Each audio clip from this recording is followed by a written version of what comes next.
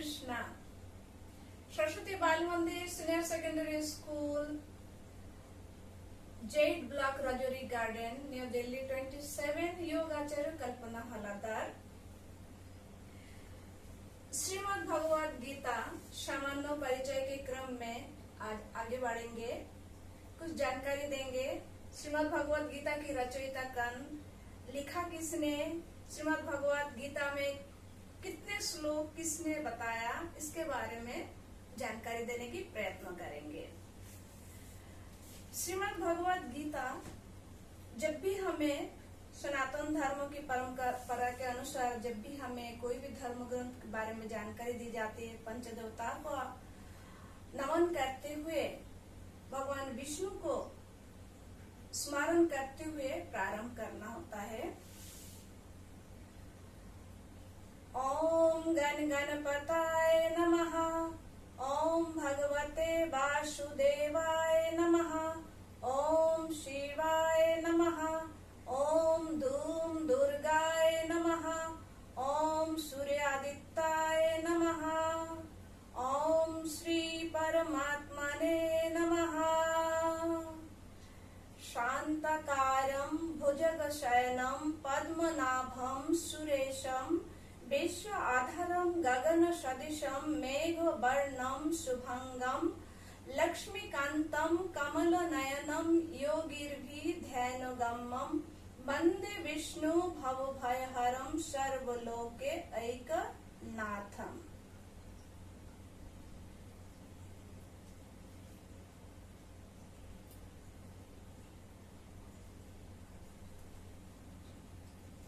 श्रीमद् भगवद गीता के रचयिता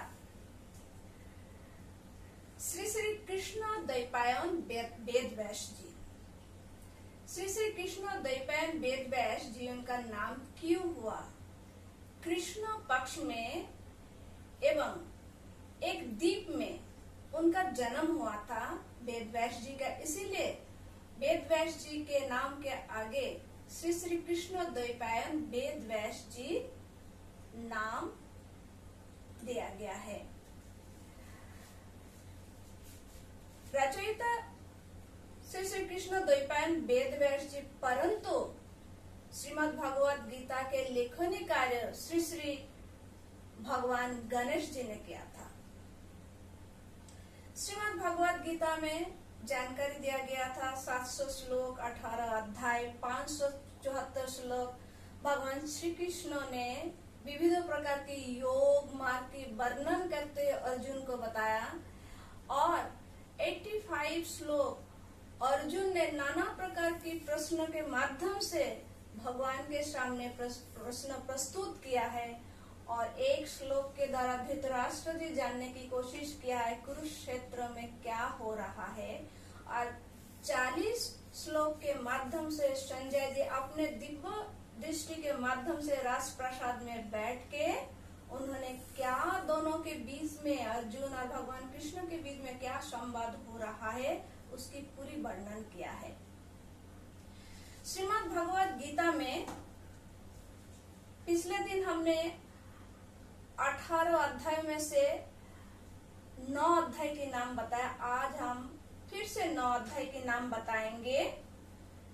10वां अध्याय के नाम विभूति योग, 11वां अध्याय के नाम विश्व रूप दर्शन योग, 12वां अध्याय के नाम भक्ति योग, 13वां अध्याय के नाम क्षेत्रज्ञ विज्ञान योग, क्षेत्रज्ञ विभाग योग, 14वां अध्याय का नाम गुणोत्तराय विभाग योग, 15वां अध्याय का नाम पुरुषोत्तम योग, 16वां अध्याय का नाम देवासुर संपद विभाग योग, 17वां अध्याय के नाम श्रद्धात्रय विभाग योग, 18वां अध्याय का नाम मोक्ष संन्यास योग। इस प्रकार कुल मिलाकर 18 अध्याय है। श्रीमद् भगवद गीता में भगवान कृष्ण जी एवं अर्जुन के बीच में किस दिन, कौन सा तिथि में, कितने समय ये वार्तालाप हुआ, ये संवाद हुआ, रविवार के दिन रविवार के दिन एकादशी तिथि में लगभग 45 मिनट इस संवाद अर्जुन और श्री कृष्ण के बीच में हुआ है। भगवान श्री कृष्ण अर्जुन को इस प्रकार विविध प्रकार के योग के माध्यम से समझाने की प्रयत्न किया है जे अर्जुन युद्ध ना करने के लिए मन बना लिया था और कर्तव्य कर्मों के बीच भटक रहा था और दुनिया भर की दुख तकलीफ मोह माया में जर्जरित हो गया था। भगवान ने कहा, विद्या भारती का एक शब्द ध्येय वाक्य को याद आता है, स विद्या या विमुक्त है।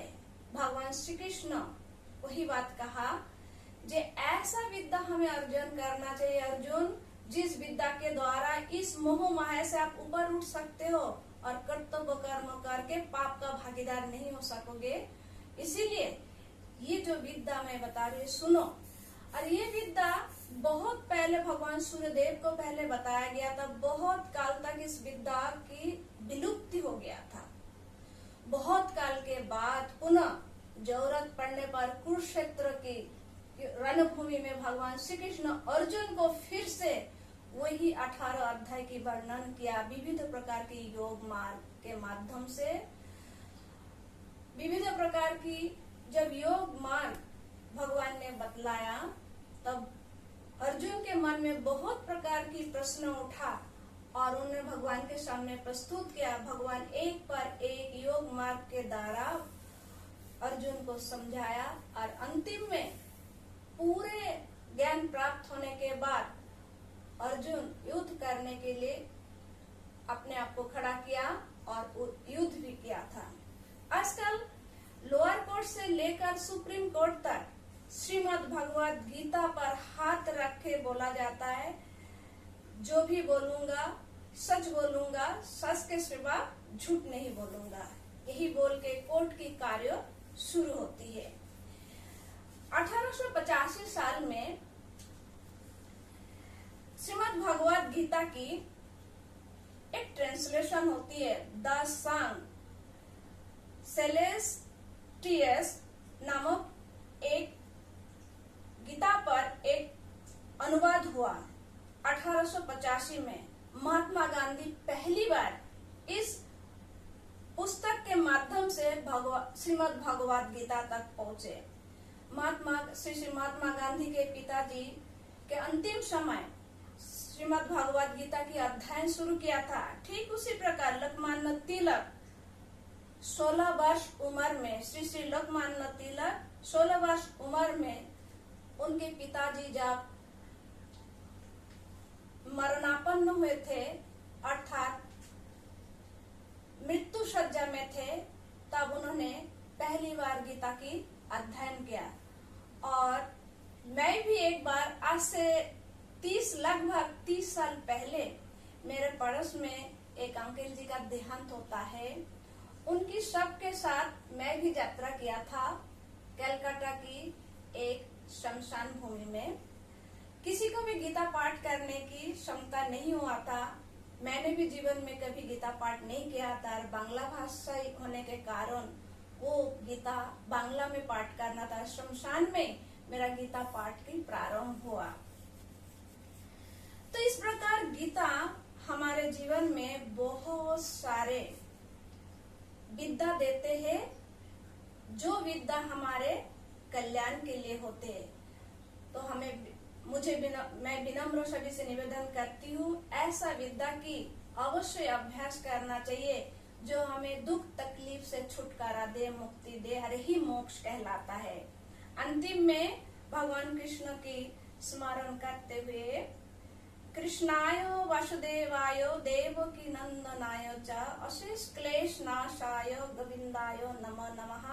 हे कृष्ण करुणा सिंधु दीन बंधु जगत पथे गोपेश गोपिका कांतम राधा कांतम नमस्तुते। आज के लिए इतना ही। हरे कृष्णा।